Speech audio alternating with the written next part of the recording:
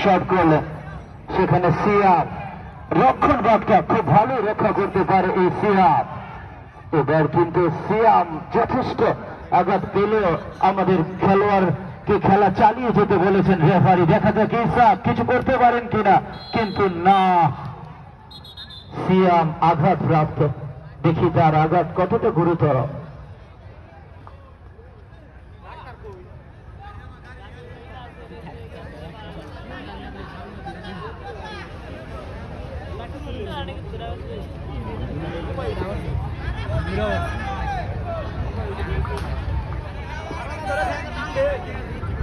সুপ্রিয় দর্শক, আজকের দিনের 15তম খেলা এটি।